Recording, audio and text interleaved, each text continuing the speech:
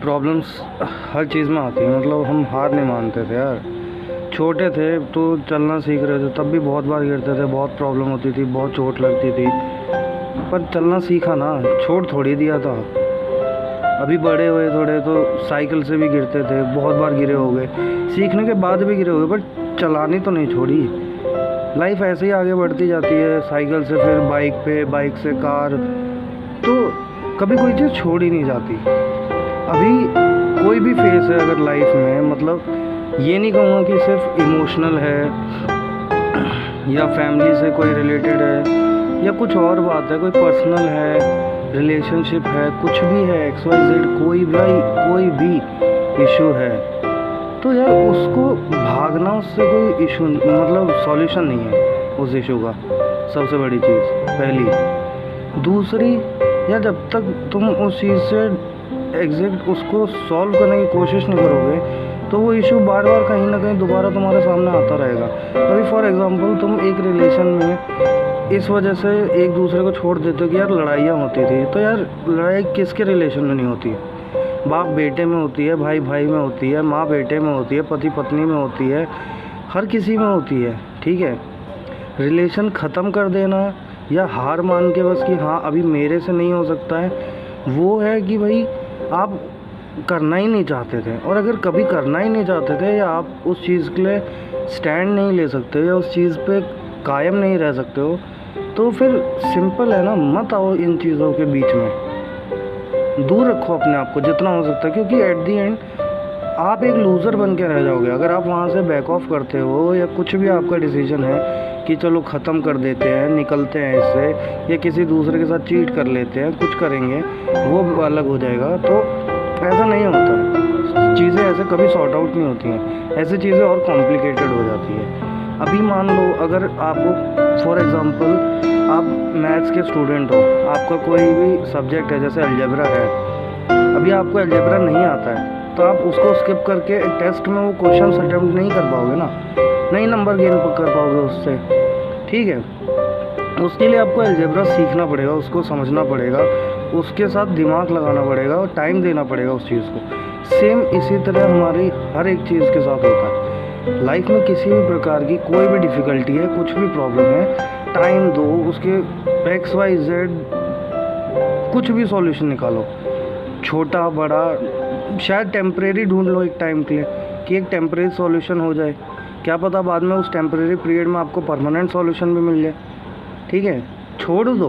ठीक है, मैं ये भी नहीं कहता हूँ कि यार कोई आपके लिए मतलब बिल्कुल ही डिज़र्विंग नहीं है, डिज़र्विंग तो चलो वो अलग बात है, but someone is not suitable for you, the character you are having, the life you are having और the dreams you are having, अगर कोई उसमें सूटेबल नहीं है या कोई आपके साथ मिसबिहेव करता है या कोई भी ऐसी चीज़ है जो सही में आपको खुश नहीं रख पा रही है, तो मत रहो।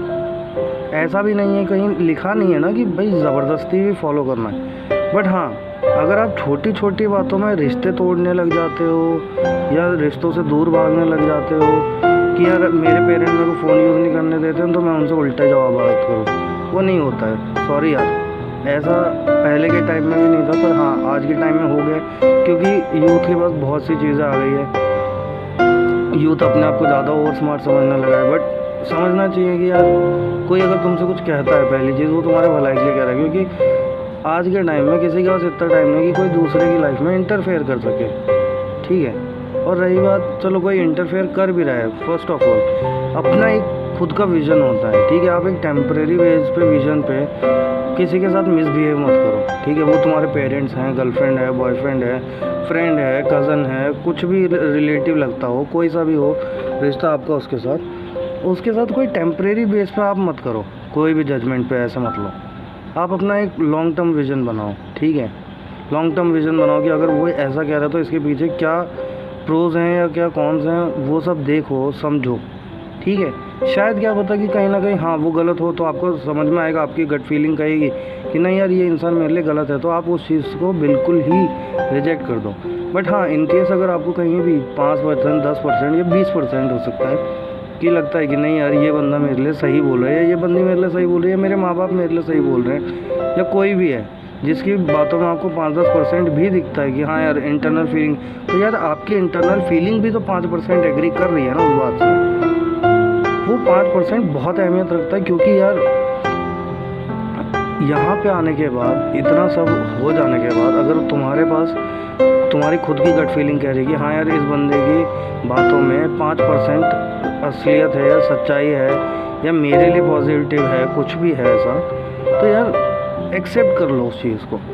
ठीक है, पूरी बात को एक्सेप्ट मत करो, बट छोटा सा एक्सेप्ट कर लो। एक्सेप्टेंस बहुत बड़ी चीज़ हो जाती है। आजकल लोग है ना सिर्फ चीज़ों को नकारना जानते हैं, कोई एक्सेप्टेंस मतलब स्वीकार करना कोई नहीं जानता है। ठीक है, स्वीकार करना भी बहुत बड़ी चीज़ है। अभी अगर आपकी गलती है तो स्वीकार करो कि हाँ यार मेरी गलती है, मैं हाँ भरता हूँ मेरी गलती है।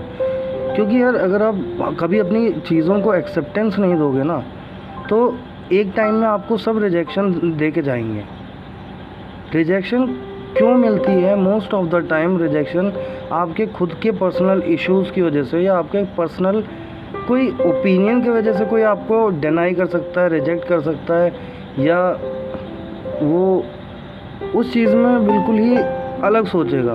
ठीक है, अभी ऐसा नहीं है ना कि हमेशा एक ही बंदा सही हो सकता है। ठीक है, कोई भी सही हो सकता है। ठीक है, एक्सेप्टेंस करो। ठीक है, शायद ऐसा भी हो सकता है कि भाई आपने जिस तरीके से कुछ किया है वो शायद सही है और दूसरे के नज़रिए से गलत है। ठीक है, अभी आपको लगता है कि नहीं यार मैंने तो जो किया वो सही था। ठीक है, फॉर एग्ज़ाम्पल अभी आपका कोई पेरेंट्स के साथ इशू हो जाता है या कुछ भी हो जाता है, मैं अभी पेरेंट्स को तो बीच में इन्वॉल्व नहीं करूँगा क्योंकि वो चीज़ें बहुत बड़ी है, मैं उन बड़े लेवल तक नहीं बात कर सकता।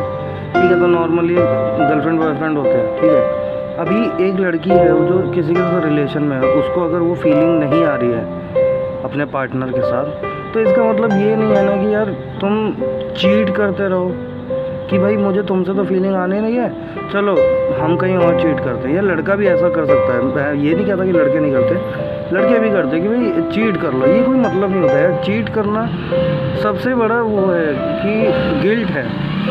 ठीक है, चीट करना, आप किसको चीट कर रहे हो? सबसे पहली बात, आप उस आदमी को चीट नहीं कर रहे हो। ठीक है, जो आपका पार्टनर है, या आप उस औरत को चीट नहीं कर रहे हो जो आपकी पार्टनर है, आप चीट कर रहे हो खुद को। खुद को चीट करना सबसे बड़ा पाप हो सकता है।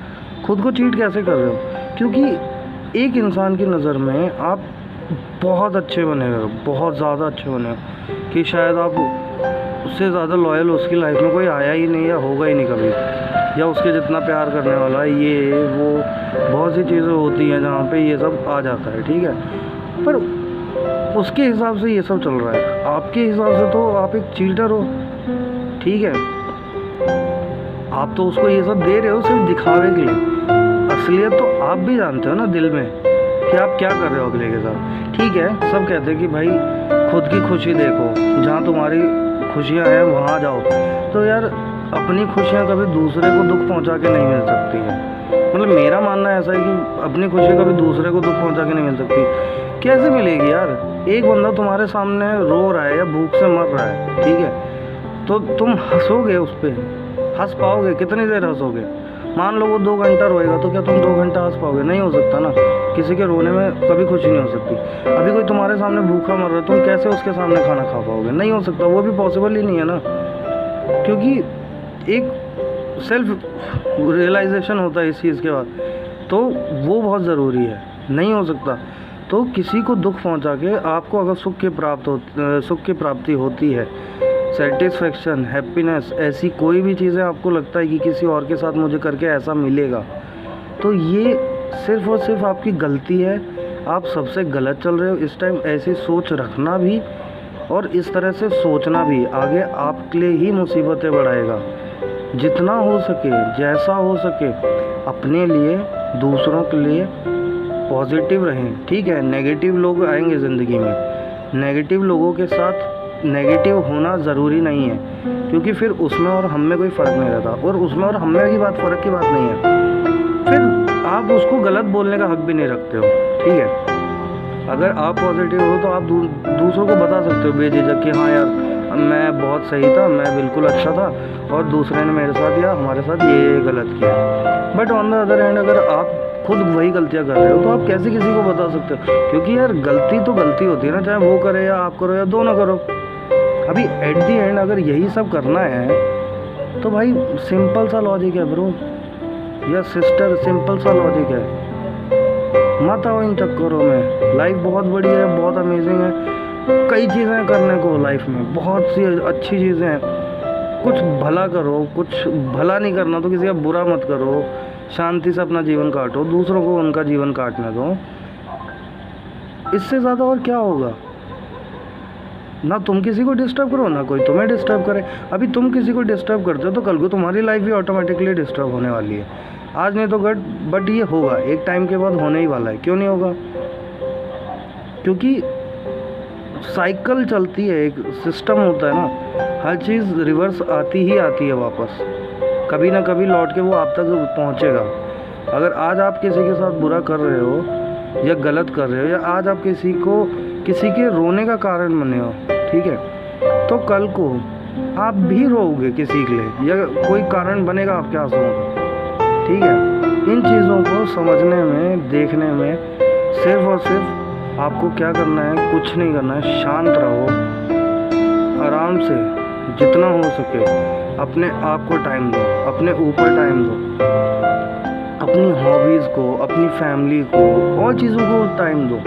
यार जब इन सब चीज़ों में इन्वॉल्वमेंट हो जाएगी ना आपकी और आपके माइंड की, तो बाकी चीज़ें बहुत छोटी लगने लगेंगी, और छोटी लगने लगेंगी ना तो छोटी छोटी चीज़ों में बहुत खुशियाँ हैं, बहुत ज़्यादा।